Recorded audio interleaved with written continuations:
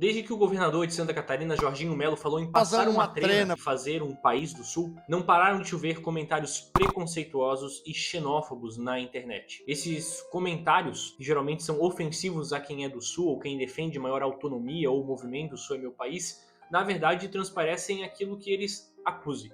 Acuse-os do que você realmente é. Então nesse vídeo a gente vai falar sobre isso e sobre as incoerências, inclusive de especialistas que apontam as incoerências do movimento O Sul é meu país. E esses preconceitos que são feitos por pessoas comuns na internet, dizendo você quer se separar porque vocês se acham superiores, porque você quer se separar porque vocês se acham melhor, ou vocês são arrogantes, ou vocês são nazistas.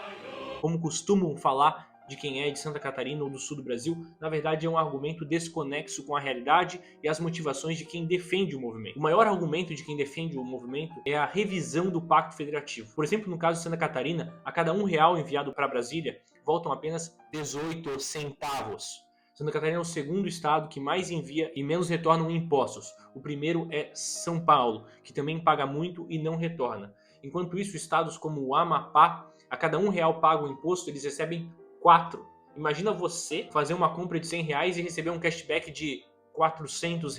Não faz o menor sentido você obrigar as pessoas a sustentarem esse sistema. Não faz o menor sentido estados e pessoas que precisam de recurso e atenção pagarem e não receberem um serviço de volta. As pessoas às vezes acham, que o Estado é igual uma lojinha. Eu vou lá contratar um serviço de saúde, vou lá contratar um serviço de educação e vou retomar isso graças aos meus impostos. Mas não é. A gente paga imposto porque é obrigado, senão não chamaria imposto.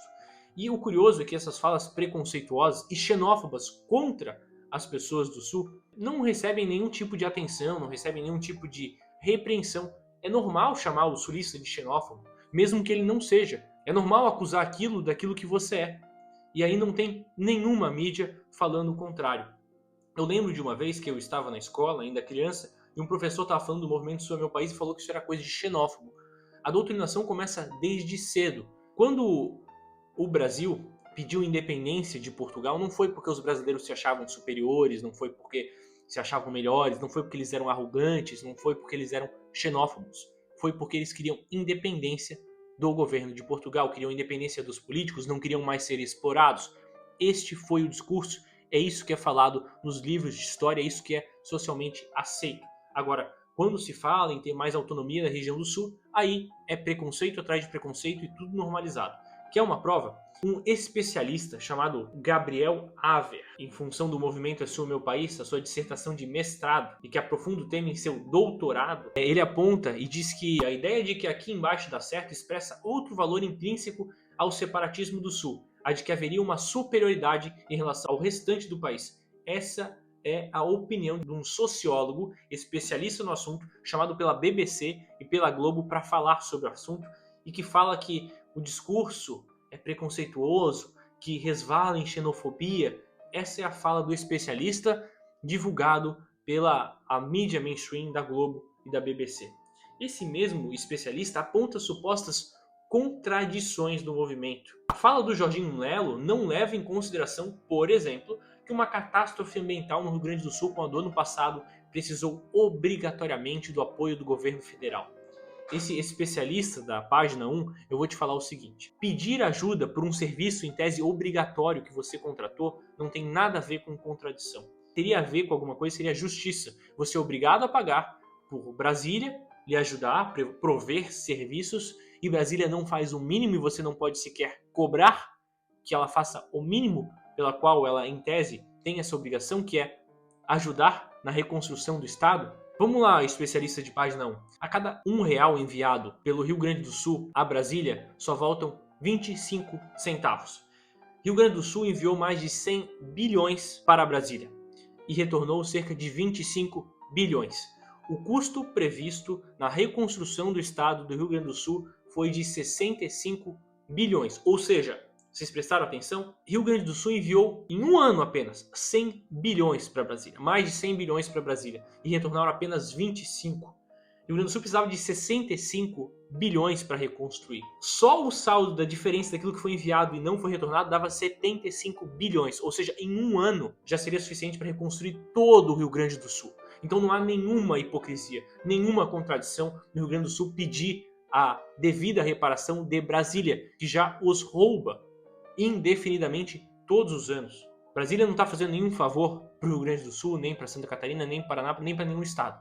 O que Brasília não está fazendo é cumprir com a sua obrigação. E bastava o Rio Grande do Sul receber exatamente a quantia que enviou para Brasília, que não precisaria enviar mais nenhum centavo. Aliás, iria sobrar dinheiro. Um ano especialista, chamado pela BBC e pela Globo, para falar sobre as contradições do movimento. Isso seria justiça. O governo federal nomeou lá o político do PT para ganhar mídia em cima daquilo e não fez nada, não dragou os rios. Rio Grande do Sul continua refém. A gente viu agora essa semana as águas batendo de novo nos locais que tinha batido na catástrofe do ano passado. Nada foi feito, nada. E o Rio Grande do Sul não pode cobrar por mais participação para que Brasília cumpra sua obrigação, porque na época da enchente foi lá o presidente tirar foto, aquelas fotos bonitas, dizendo que ia reconstruir o estado, salvar o cavalo que estava em cima do telhado, o cavalo caramelo. Que bacana, né? E daí nada foi feito. Só que nesse caso é hipocrisia do povo do Sul.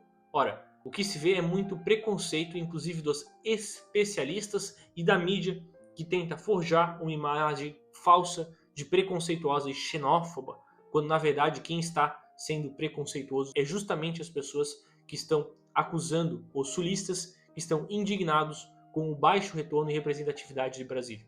Quem eu acho que é mau caráter é quem apoia esse tipo de movimento de centralização feita por Brasília, que explora não apenas os sulistas, mas vários estados e vários pagadores de impostos. Nós precisamos de descentralização, é de uma revisão do Pacto Federativo, é de manter os impostos nas cidades, nos estados e depois em Brasília, é inverter essa pirâmide tributária que está acontecendo. E isso aí eu falo não só para os estados do Sul, para todos os estados, para que as pessoas possam cobrar os seus representantes e tenham melhores resultados. É isso que acontece nos países desenvolvidos e o Brasil está indo na contramão de tudo isso. Se você apoia esse vídeo e gostou da reflexão, curte e compartilha para que mais pessoas saibam a verdade e não sejam doutrinadas como eu fui nas escolas e que a grande mídia continua apoiando esse discurso falso de doutrinação e falsa moralização.